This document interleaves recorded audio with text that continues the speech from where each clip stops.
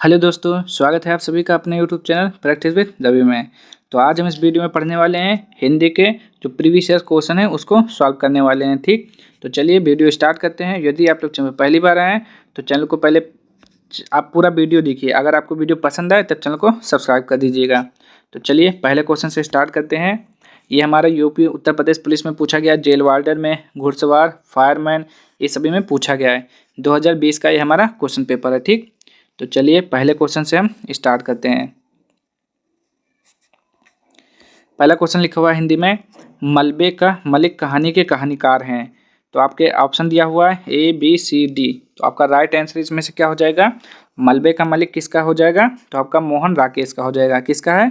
मोहन राकेश। और क्या है? लहरों के राजहंस, आषाढ़ का एक दिन, ये सब मोहन राकेश का है। ठीक, अगला क्वेश्चन देखेंगे क्या है। निम्न में से कौन सा कवि भारतेंदु युगेन नहीं है? तो इनमें से कौन सा जो है भारतेंदु युगेन नहीं है? तो कौन सा है? बद्रीनारायण चौधरी, या फिर पंडित अंबिका दत्त व्यास, ठाकुर जगमोहन सिंह, या फिर श्रीधर पाठक। तो दूसरा का राइट आंसर क्या हो जाएगा? जो आपके श्रीधर पाठक हैं वो आपके भारतेंदु युगेन नहीं है। ठीक, श्रीधर पाठक आपके हैं किस युग के? तो वो है द्विवेदी युग के। अगला क्वेश्चन देखिए, पयोधी, सिंधु, वारिस किसके पर्यायवाची शब्द हैं? तो ये सब किसके पर्यायवाची हैं आपको बताना है। मेघ, समुद्र, नदी, या फिर गंगा। तो इसका राइट आंसर क्या हो जाएगा? ये आपके सब समुद्र के पर्यायवाची हैं। ठीक, अगला क्वेश्चन देखेंगे, वाक्य में काम करने वालों को क्या कहते हैं? तो जो वाक्य में काम करता है उसे क्या कहा जाता है? जो वाक्य में काम करता है वो कर्ता कहलाता है। ठीक, क्या कहलाता है? कर्ता। आप देखेंगे अगला क्वेश्चन, ये आपका क्या है? गद्यांश। तो पढ़ लेते हैं। हमारे यहाँ के विद्वान पुनर्जागरण पर ही इतना अधिक ध्यान देते हैं कि यदि हम उसे पढ़ें तो अतीत के विषय में जानने की हमारी लालसा और बढ़ जाती है। हमें यह अनुभव कराया गया कि संपूर्ण भारत रामकृष्ण, विवेकानंद और दयानंद जैसे महापुरुषों की मंडली है। हमें यह भी अनुभव कराया गया कि औरतों की दशा बहुत अच्छी थी और जातीयता को प्राण घातक मान लिया गया था। इसके अलावा कुछ दूसरी चीज़ें भी उस दौरान घटित हुई जिसके बारे में हम बात नहीं करते। एक एक हिंदी भाषी प्रांत में दयानंद का जूतों की माला से स्वागत किया गया था। क्या लिखा हुआ? एक हिंदी भाषी प्रांत में दयानंद को जूतों की माला से स्वागत किया गया था। जब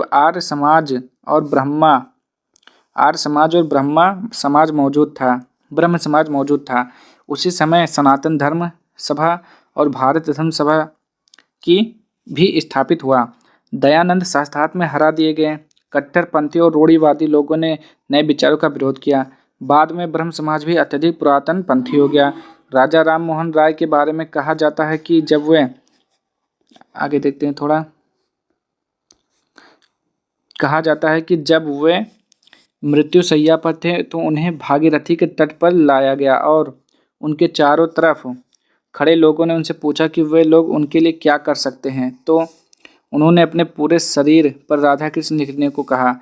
जिन लोगों ने धार्मिक सुधार के लिए विद्रोह किया वे अत्यधिक पुरातन पंथी निकले। आंदोलन के अंतिम दिनों में ब्रह्म समाज के अनुयायी हठ धर्मी हो गए थे। बाद में बहुत सारे ब्रह्म समाजी कम्युनिस्ट और मार्क्सवादी हो गए।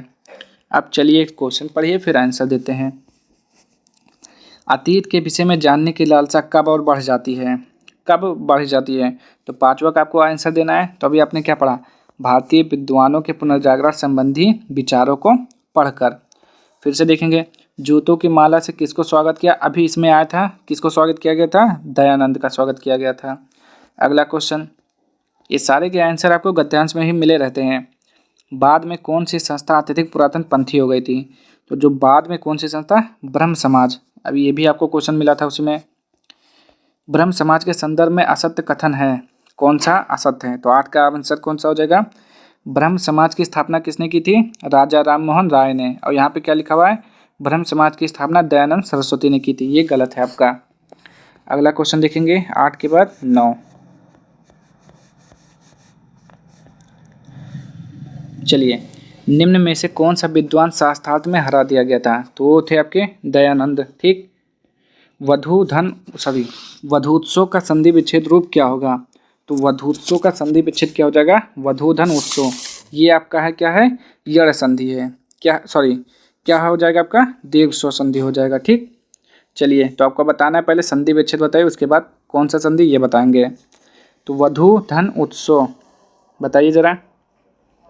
ऑप्शन नंबर ए, बी, सी या फिर डी। तो आपका राइट आंसर क्या हो जाएगा? वधू धन उत्सव। ये आपका कौन सा संधि है? दीर्घ संधि है। ठीक। अगला क्वेश्चन, बाग बाग होना मुहावरे का अर्थ क्या है? तो बाग बाग होना मुहावरे का अर्थ क्या है आपका 11 का? यानी कि बहुत खुश होना। क्या हो जाएगा? बहुत खुश होना। ठीक। अगला क्वेश्चन देखते हैं। ये लोकोक्ति लिखा हुआ है, उसके सामने उसका अर्थ। ठीक। तो चलिए पढ़ते हैं और मिलाते हैं। पहला देखिए क्या लिखा है, चिट भी मेरी पट भी मेरी। तो इसको आपसे मिलाना है, किस में ये जाएगा? तो चिट भी मेरी पट भी मेरी का मतलब होता है दोनों ओर से लाभ चाहना। चोर की दाढ़ी में तिनका। ठीक। यानी कि क्या होता है? अपराधी भयभीत रहता है। ठीक है। नाच न जाने आंगन टेढ़ा। अयोग्यता का दोष दूसरों को देना, ये भी ठीक है। ठीक। नेकी कर दरिया में डाल, भला करके भूल जाना। तो ये तो बिल्कुल सब, एक का एक, दो का दो, तीन का तीन, चार का चार। तो ऐसा ऑप्शन कौन सा है आपका? ऑप्शन नंबर 12 का ऐसा देखेंगे। ऑप्शन नंबर डी देखिए, 1 का है, 2 का बी, 3 का सी, 4 का डी सही हो जाएगा।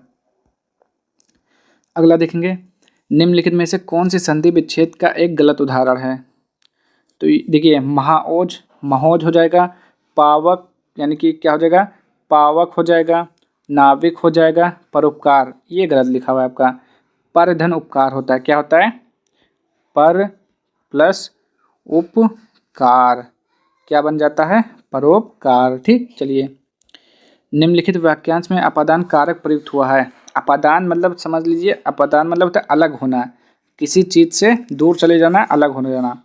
तो अपादान देखिए, किसी से बिछड़ने का अगर दिख रहा है, श्याम का घर नहीं, कुर्सी के नीचे नहीं, आग से काटो नहीं, पेड़ से गिर पड़ा, यानी कि पेड़ से अलग हो गया, तो हो गया अपादान कारक। ठीक। निम्नलिखित वाक्य में आए खाली स्थान के लिए सही शब्द चुनिए। चलिए, आपको बताना है, अभिषेक घर चला गया, किसके? अपने आप, इस या उस? तो आपको यहाँ पे आपको राइट आंसर बताना है, 15 का राइट आंसर। तो ये हो जाएगा आपका, अभिषेक अपने आप घर चला गया। ठीक। जिस पर क्रिया का प्रभाव पड़े उसे क्या कहते हैं? अगर क्रिया का प्रभाव पड़ रहा है तो उसे क्या बोलेंगे? कर्ता, करण, कर्म या फिर अपादान। तो 16 का राइट आंसर क्या हो जाएगा?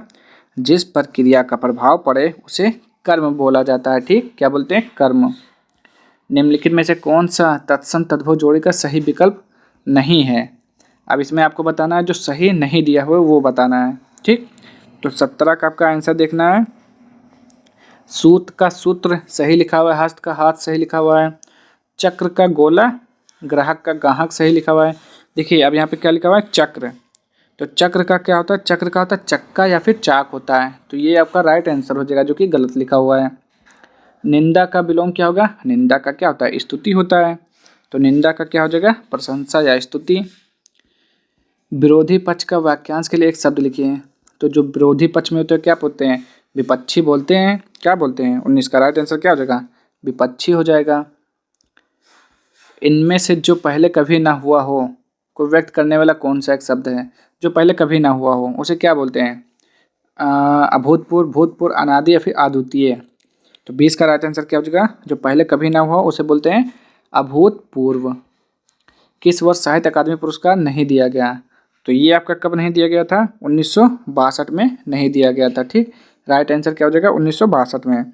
अगर पूछे कि पहली बार कब दिया गया था, तो 1955 में साहित्य अकादमी पुरस्कार दिया गया था। ठीक। अगला क्वेश्चन, निम्न उपन्यासों में कौन सा मृदुला गर्ग द्वारा रचित नहीं है? तो कौन सा नहीं है मृदुला गर्ग की? तो 22 का राइट आंसर आपका क्या हो जाएगा, बताएंगे आप? उसके हिस्से की धूप, चितकोबरा, मैं रुकेगी नहीं राधिका। तो 22 का आपका राइट आंसर क्या हो जाएगा? ऑप्शन नंबर बी, रुकेगी नहीं राधिका। बाकी सब किसके हैं? मृदुला गर्ग के हैं। निम्नलिखित में से सही वाक्य की पहचान कीजिए, जो सही लिखा हुआ हो। वह क्या जाने कि मैं कैसे जी रहा हूँ, मैं कैसे जी रहा हूँ। वह कैसे जाने कि क्या मैं जी रहा हूँ, वह क्या जाने कि मैं कैसे जी रहा हूँ, वे क्या जाने कि मैं कैसे जी रहा है। तो ये सब थोड़ा अलग अलग लिखा है, इसमें आपको सही बताना है, सही कौन सा है। तो 23 का आपका राइट आंसर क्या हो जाएगा? वह क्या जाने कि मैं कैसे जी रहा हूँ। ये सब बाकी गलत लिखा हुआ है, राइट आंसर ए हो जाएगा। ठीक। 24 देखते हैं कहाँ पर है आपका, यहाँ पे मिल गया। चलिए, अवधी बोली का अन्य नाम क्या है? कोसली, बनाफरी, बैगानी, मधेसी। तो 24 का राइट आंसर आपका क्या हो जाएगा? अवधी बोली का अन्य नाम कोसली है। ठीक, अगला क्वेश्चन।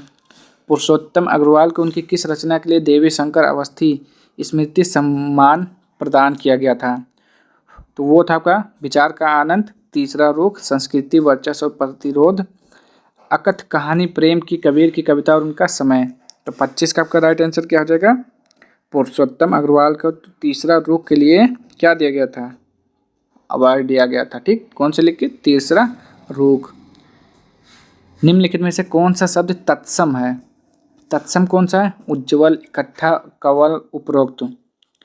तो यहाँ पे जो लिखा हुआ है उज्ज्वल, इकट्ठा, कवल, उपरोक्त, तो 26 का राइट आंसर आपका क्या हो जाएगा? जो आपका लिखा हुआ है उज्ज्वल शब्द वो तत्सम है। उज्ज्वल का क्या हो जाएगा? उजाला। ये सब बाकी तद्भव रूप लिखे हुए हैं। ठीक, सही वाक्य की पहचान करिए। चलिए फिर से आ गया। मैं रविवार के दिन तुम्हारे घर आऊँगा। जब रविवार बोला है तब दिन नहीं आएगा, ये गलत हो जाएगा। मैं रविवार को तुम्हारे घर आऊँगा, चलो ये हो सकता है। मैं रविवार को तुम्हारे घर को आऊँगा, ये घर को आऊँगा ये गलत है। मैं रविवार दिन को, ये भी गलत लिखा हुआ है। तो 27 का आपका राइट आंसर क्या हो जाएगा? मैं रविवार को तुम्हारे घर आऊँगा। ठीक, सही आंसर कौन सा हो जाएगा? Option number B. भारतीय संविधान में 22 भाषाओं को आधिकारिक भाषा का दर्जा दिया गया, जिनमें यह भाषा शामिल नहीं है। कौन सी भाषा शामिल नहीं है? तो 28 का आपका आंसर बताना है। तो इसमें कौन सा? भोजपुरी शामिल नहीं है। ठीक, सन 2019 में व्यास सम्मान किसे प्रदान किया गया? तो वो थी आपकी नासिरा शर्मा। 29 का राइट आंसर क्या हो जाएगा? नासिरा शर्मा। किस लिए दिया गया था? कागज के नाव के लिए। ठीक, इनका एक उपन्यास था कागज के नाव। निम्नलिखित में तद्भव शब्द कौन सा है? तो निम्नलिखित में तद्भव शब्द कौन सा है? विकार, दंड, कोकिला या फिर नींद। तो जो नींद क्या है? तद्भव शब्द है, तो राइट आंसर आपका नींद ही हो जाएगा। ठीक, और इसका तत्सम पूछ ले तो निद्रा हो जाएगा। निम्नलिखित में से कौन सा असुर का पर्यायवाची शब्द नहीं है? तो आपको बताना है असुर का पर्यायवाची कौन सा नहीं है। दनुज, निशाचर, राक्षस, महाकाय। तो 31 का आपका राइट आंसर क्या हो जाएगा? Option number D. क्या हो जाएगा? ऑप्शन नंबर डी, महाकाय इसका पर्यायवाची नहीं है। महाकाय किसका है? विशाल का पर्यायवाची है। निम्नलिखित में से कौन सा विकल्प शब्द और उनके विलोम शब्द का सही जोड़ी नहीं है? तो राग विराग होता है, सही लिखा हुआ है। ठीक, व्यष्टि समष्टि, सही लिखा हुआ है। बच्चा, जवान, उत्तम, अधम। देखिए बच्चा का जवान लिखा हुआ है। ठीक, ये गलत है थोड़ा, बच्चा का बूढ़ा होना चाहिए। ठीक, अगला क्वेश्चन देखिए। सुधी, मनीषी, बुद्ध निम्नलिखित में से किसके पर्यायवाची शब्द हैं? तो ये सब आपके किसके हैं? पंडित के पर्यायवाची हैं। ठीक, अगला क्वेश्चन।